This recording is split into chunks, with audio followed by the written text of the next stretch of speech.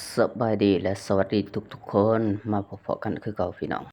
ก่อนไปรับไปชมคลิปนี้ก็ฝากกดไลค์กดแชร์กดติดตามให้นำเด้อพี่น้องปองป่ายเบิดสุขคน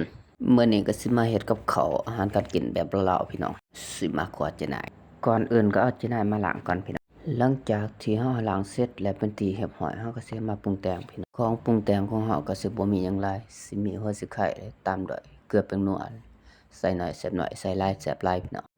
การทำอาหารในวันนี้ก็คือบ่ยากปานใดพี่น้องเพราะว่ามันเป็นแบบขัวถ้าว่าเป็นแกงหรือว่าอ้อมนี่มันสิยากได้หน่อยหนึ่ง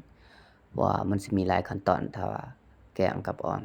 พี่น้องว่าคือกันอยู่บ่ผู้ใดว่าคือกันเม้นมาบอกได้เด้อพี่น้องหลังจากที่เฮาปรุงแต่งเสร็จแล้วเป็นที่เรียบร้อยเฮาก็สิมาจุไฟพี่น้อง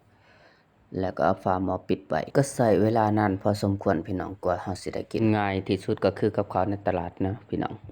ว่าคือกันอยู่บ่หลังจากนั้นก็ตัดภาพมาใส่ตอนกินเลยพี่น้องมากินข้าวนำกันพี่น้อง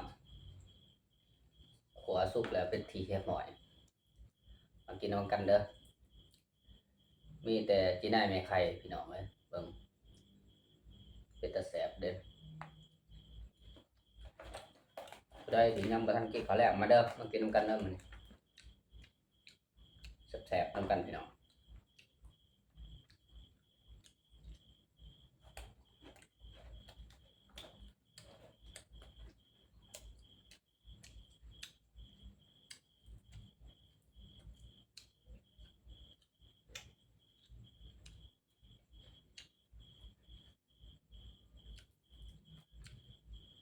โอ้มีแต่ไข่เดียวเลย